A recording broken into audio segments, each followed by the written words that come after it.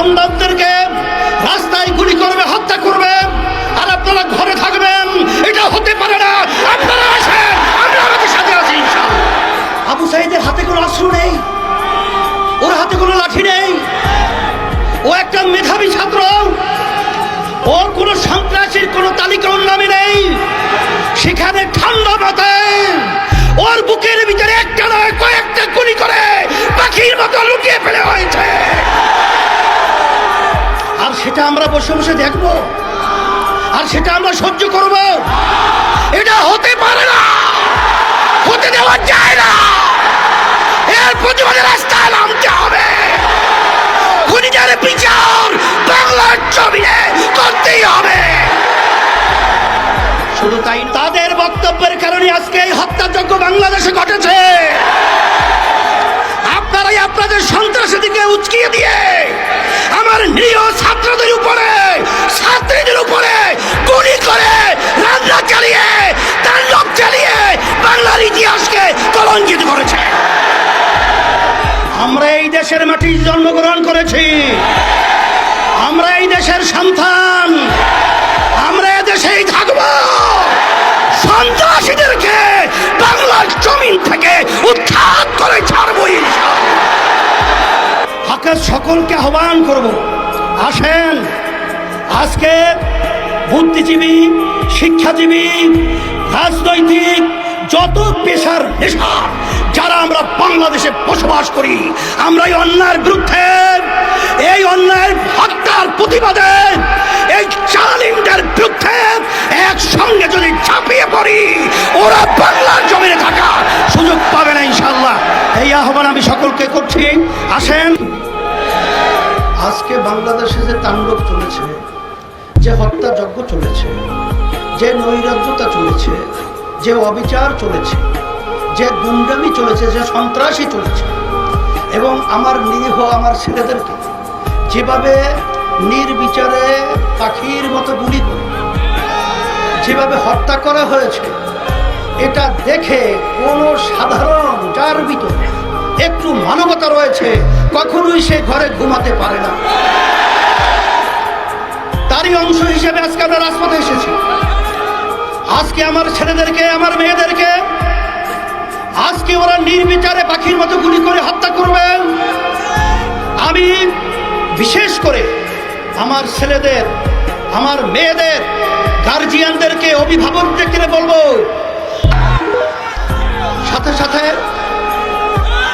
আজকে কোন দেশে আমরা বসবাস করছি। আজকে আশ্চর্য, একটা ছেলে আবু সাঈদ,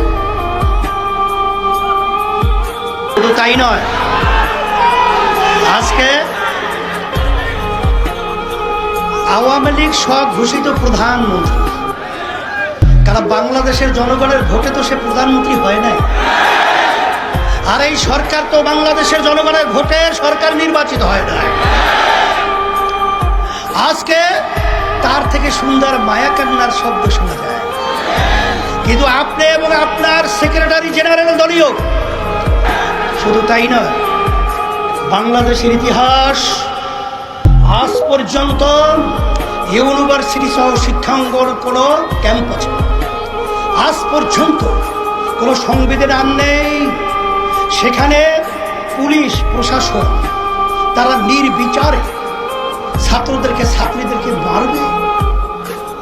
বাংলাদেশ এখন বাংলাদেশ নেই, এদেশটা এখন সন্ত্রাসীদের দেশ হয়ে গেছে।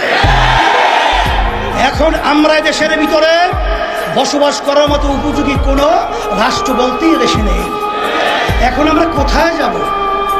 আজকে রাস্তায় নামলে, প্রতিবাদ করলে আজকে গুলি করা হয়, আজকে জেলে দেওয়া হয়, আজকে অঙ্গহানি করা হয়।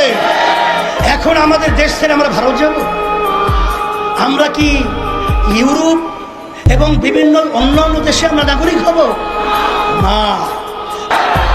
এই জন্যে আমি আজকে বক্তব্য বেশি লম্বা দেব না। আজকে আইনমন্ত্রী, প্রধানমন্ত্রী এখন যারা নাকি ন্যায্য অধিকার দাবি নিয়ে রাজপথে এসেছিল তাদের কাছে বসার জন্য প্রস্তাব করছে, কিন্তু যেই যানগুলো ঝরে গেল,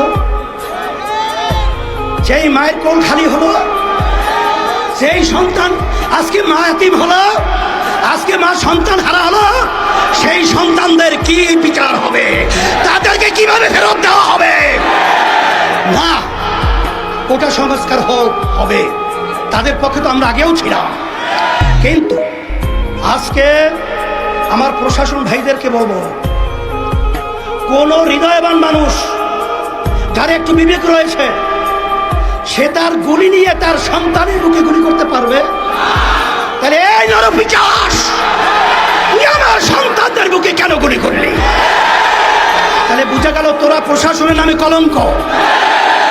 আর তোমরা প্রশাসন কি আওয়ামী লীগের লালিত পালিত ক্যাডার গুন্ডা, না বাংলাদেশের প্রজাতন্ত্রের কর্মচারী? কিন্তু তোমাদের কার্যক্রমের মাধ্যমে আজকে প্রজাতন্ত্রের কর্মচারী প্রমাণিত হয় নাই। তাই আমরা সবাই